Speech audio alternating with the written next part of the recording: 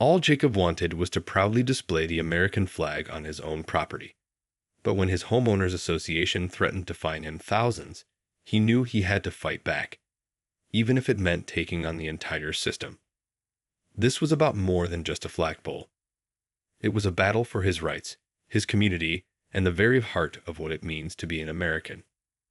Jacob stared at the letter with a mixture of disbelief and rage. The Homeowners Association of Maple Grove Estates was demanding he remove his American flag or face fines of $100 per day. After serving 2 tours in Afghanistan, this was the thanks he got. They can't do this, he yelled, slamming the document down on the kitchen table. His wife, Emily, rushed over and put a hand on his shoulder, trying to calm him.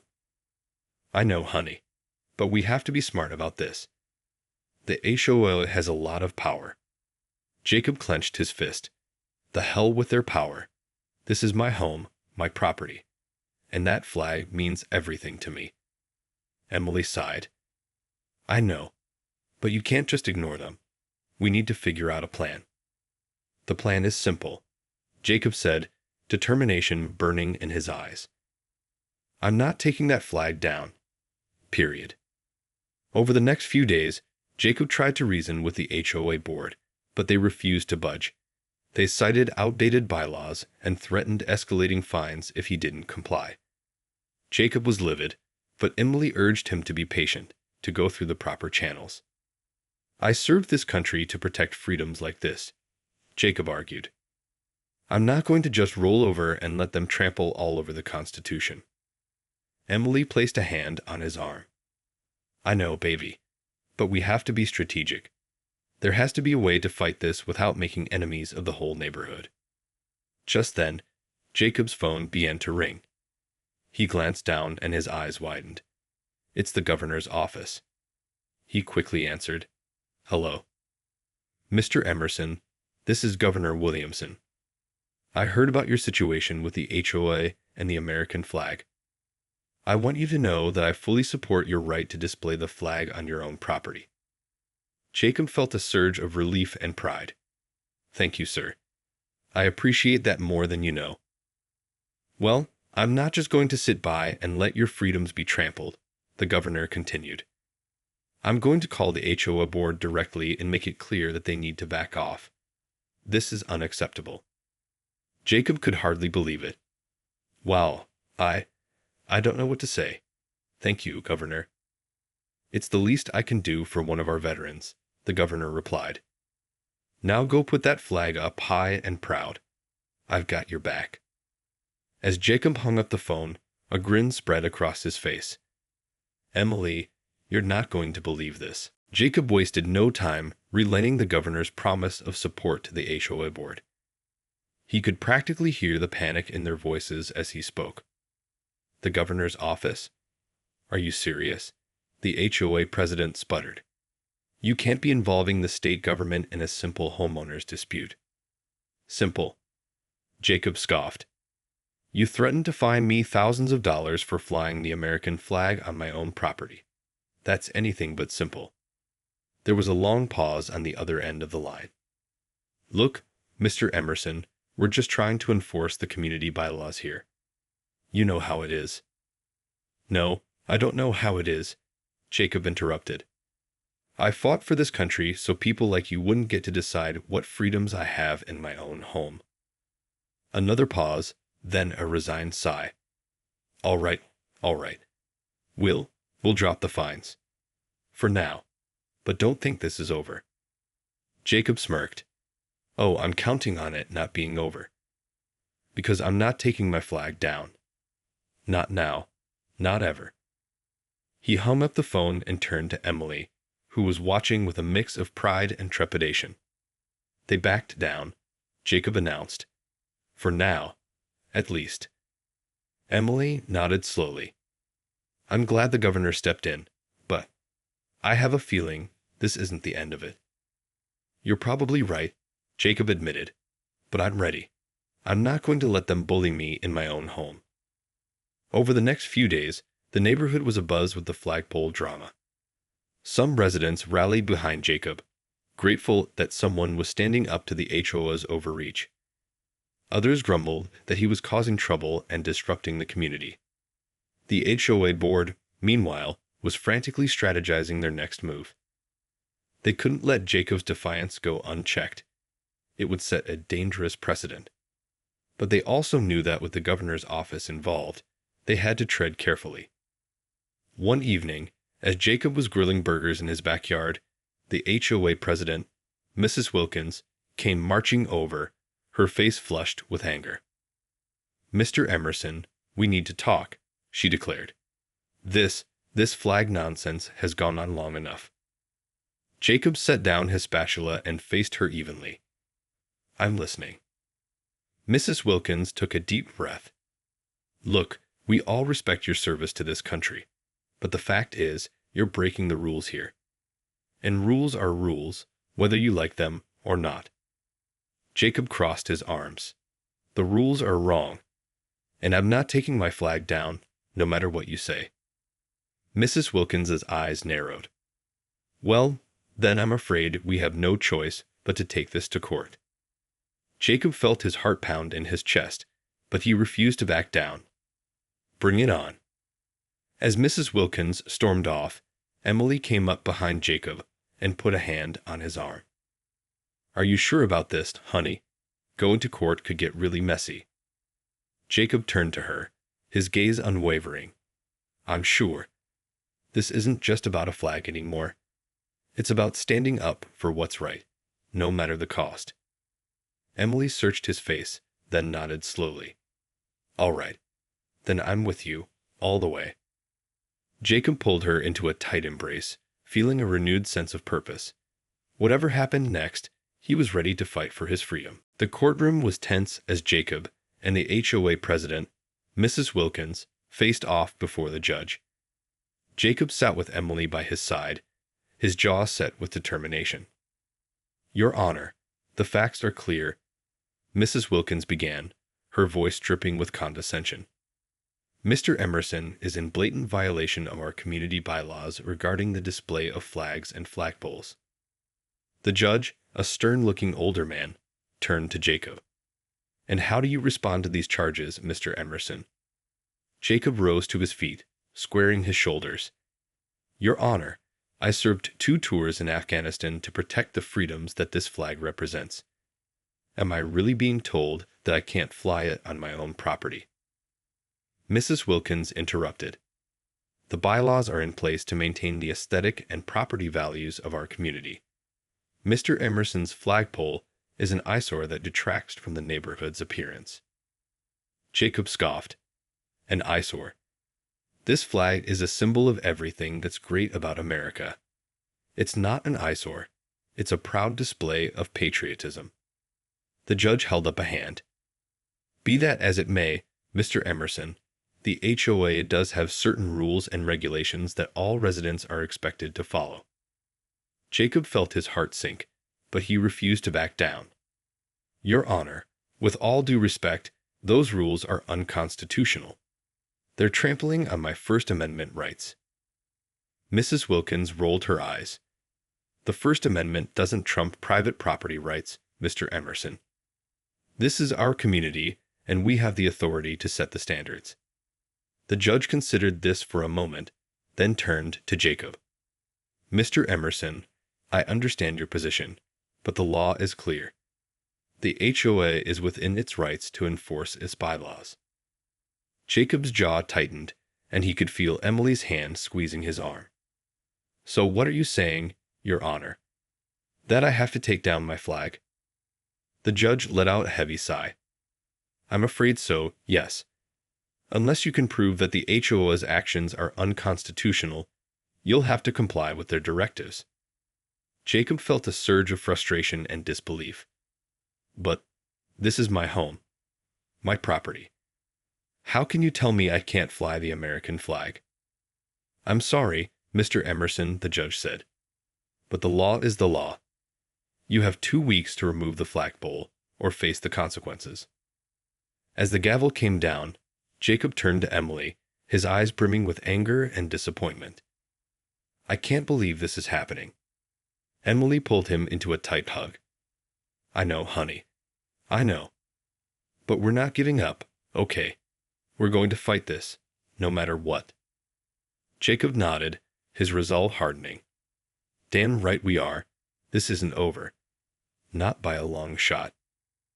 With a renewed sense of purpose, Jacob and Emily left the courthouse, determined to find a way to overturn the judge's ruling and keep the flag flying high. Back home, Jacob paced the living room, his mind racing. He couldn't believe the judge had sided with the HOA. After all he'd sacrificed for his country, how could they do this to him? Emily watched him, her brow furrowed with concern. Honey, you need to calm down. We'll figure this out, I promise. Jacob stopped and turned to her, his eyes blazing. Figure it out? Emily, they're trying to take away my right to fly the American flag on my own property. How am I supposed to just calm down about that? Emily placed a hand on his arm, her touch gentle but firm. I know you're upset, but getting worked up isn't going to help. We need to think this through, strategize our next move. Jacob took a deep breath, trying to quell the rising tide of frustration. You're right. I'm sorry. I feel so powerless, you know. After everything I've done for this country. I know, baby, Emily said softly. But we're not giving up. Not now. Not ever. We're going to fight this, no matter what it takes. Just then, Jacob's phone began to ring. He glanced down and his eyes widened. It's the governor's office again. He quickly answered, Hello. Mr. Emerson, this is Governor Williamson. I'm calling to let you know that I've been in touch with the HOA board, and I'm not pleased with how this situation has unfolded. Jacob felt a surge of hope. So you're going to help us then? The governor's voice was firm. Absolutely. I've made it clear to the HOA that I consider their actions a violation of your constitutional rights. I'm prepared to take this all the way to the state Supreme Court if necessary. Jacob couldn't believe what he was hearing. Wow, Governor, I don't know what to say. Thank you, really. Don't thank me yet, the governor replied. This is just the beginning. I'm going to do everything in my power to make sure you can keep that flag flying high where it belongs. Jacob glanced over at Emily, who was watching him with rapt attention. Well, you can count on me to do whatever it takes too. This isn't just about me anymore. It's about every American's right to display their patriotism. That's exactly right, Mr. Emerson, the governor said. And I'm proud to stand by your side in this fight. We'll be in touch soon with the next steps. As Jacob hung up the phone, a grin spread across his face. Emily, the governor is going to bat for us. He's taking this all the way to the state Supreme Court if he has to. Emily's eyes widened, and she let out a relieved laugh. Oh, thank goodness. I knew he wouldn't let us down. Jacob pulled her into a tight hug, feeling a renewed sense of hope and determination. This isn't over yet, Emily. But I've got a good feeling about where it's going. Emily squeezed him back, her voice full of conviction. Me too, honey. Me too. Together, they would face whatever came next, united in their fight for the freedom to proudly display the American flag. The days that followed were a whirlwind of legal maneuvering and public scrutiny. Jacob and Emily found themselves at the center of a growing national debate over homeowners' rights and the proper balance between community rules and individual freedoms. The governor's office wasted no time filing an emergency motion to stay the judge's order, arguing that the HOA's flag ban was a clear violation of the First Amendment. The HOA, in turn, doubled down on their position, insisting that their bylaws were entirely reasonable and necessary to maintain property values. As the legal battle played out, the story captured the attention of media outlets across the country. Jacob found himself doing interview after interview, passionately defending his right to display the American flag. This isn't just about me anymore, he told one reporter. It's about every single person who's ever worn the uniform and fought to protect the freedoms that flag represents. I'm not going to let some HOA trample all over that. The governor, too, took to the airwaves, lambasting the HOA's actions as un-American and vowing to use every resource at his disposal to ensure Jacob's victory. This is a matter of principle, the governor declared in a televised press conference. And I don't care how much it costs or how long it takes. We are going to fight this all the way to the Supreme Court if we have to. The public response was overwhelmingly in Jacob's favor. Supporters from all over the country began sending donations to help fund his legal battle, and local residents organized rallies and demonstrations in support of the veteran and his flag. Even some of Jacob's former neighbors who had initially sided with the HOA began to have second thoughts. The tide of public opinion was turning, and the HOA found itself on the defensive, struggling to justify its stance in the face of such passionate backlash. As the legal proceedings dragged on, Jacob and Emily remained steadfast in their resolve. They knew that the outcome of this case could have far-reaching implications not just for their own community, but for the entire country. This is about so much more than just a flagpole, Emily said one night as they cuddled on the couch. It's about the fundamental rights and freedoms that our veterans have fought and died for. We can't let the HOA take that away from us. Jacob nodded, his gaze unwavering. You're damn right, and we're not going to. Not without one hell of a fight. With the governor's unwavering support and the growing tide of public opinion on their side, Jacob and Emily steeled themselves for the battle ahead, determined to emerge victorious and defend the principles that had always defined their beloved nation. The case made its way to the state Supreme Court, where both sides presented their arguments with unwavering conviction. The HOA continued to insist that their bylaws were reasonable and necessary, while Jacob and the governor's legal team argued passionately that the flag ban was a clear violation of the First Amendment. As the justices deliberated, the tension in the courtroom was palpable. Jacob sat beside Emily, his hand clasped tightly in hers, his heart racing with a mixture of hope and apprehension. Finally, the Chief Justice rose to deliver the court's ruling. In the matter of Emerson v. Maple Grove Estates Homeowners Association, we have reached a decision. The room fell silent, every eye fixed on the stern-faced jurist. After careful consideration of the arguments presented, we have determined that the HOA's ban on the display of the American flag on private property is unconstitutional. A collective gasp rippled through the courtroom, and Jacob felt a surge of elation. Emily squeezed his hand, her eyes shining with tears of joy. The Chief Justice continued, "The First Amendment's protection of free speech and expression clearly encompasses the right of citizens to display the flag, which stands as a powerful symbol of our nation's values and principles. The HOA's attempt to restrict this right is a clear overreach of their authority." Jacob could hardly believe his ears. After all the stress and uncertainty, they had won. The flag would remain, standing tall on his property for all to see. As the court proceedings drew to a close, Jacob found himself surrounded by a throng of reporters, each clamoring for a statement. He held up his hands, a broad grin spreading across his face. "This isn't just a victory for me," he declared. "It's a victory for every American who believes in the freedom to express their patriotism. The flag represents the sacrifices of so many, and I'm proud to have fought to defend that right." The governor, who had been standing off to the side, stepped forward and shook Jacob's hand. "You're a true hero, Mr. Emerson. I'm honored to have stood by your side in this fight." Jacob nodded, his eyes shining with gratitude. "And I'm grateful for your support, Governor. Without you, I don't know if we would have prevailed." As the crowd cheered and the cameras flashed, Jacob and Emily embraced, their hearts filled with a sense of triumph and renewed pride in their country. "We did it, honey," Emily whispered. "We really did it." Jacob nodded, his gaze fixed on the fluttering flag. "Yes, we did.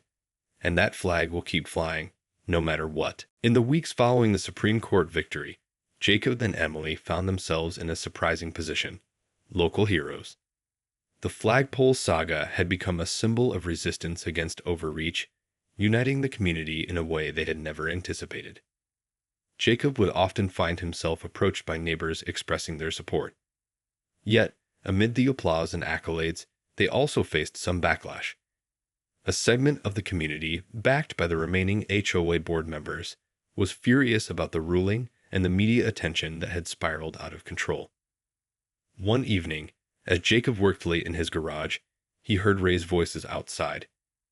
He opened the door to find a group of former supporters, now faces full of anger instead of the previously friendly smiles. "Emerson," shouted one of the neighbors, Tim, his voice thick with contempt. "You think just because you won this little court case that we're all going to be fine with your flagpole sticking up like a sore thumb?" Jacob stepped closer, keeping his tone firm yet calm. "I thought we were all adults here, Tim. This isn't just about a flag. It's about rights. About standing up for freedom. You know what rights don't mean?" Tim spat back. "They don't mean you can disrupt the peace of a whole neighborhood with your pointless display of defiance." At this, Jacob's frustration bubbled over. Pointless. You think fighting for the right to display the very symbol of our country is pointless. You should be ashamed. Before Tim could retaliate, Emily stepped forward, speaking with clarity that drew the crowd's focus. "This is our home, and that flag is important to us. Just because you don't understand, that doesn't mean you should try to strip us of our right to express it." Another neighbor chimed in, trying to calm the escalating tension. "Maybe we should just give it a rest, guys," he won. "Can't we work on making our neighborhood something we can all be proud of?" Tim scoffed. "Work? I'm tired of working overtime just to accommodate some veteran who's more interested in making headlines than keeping the peace." The back and forth continued, escalating to a point where Jacob could sense a division forming in the once tight-knit neighborhood. It was clear.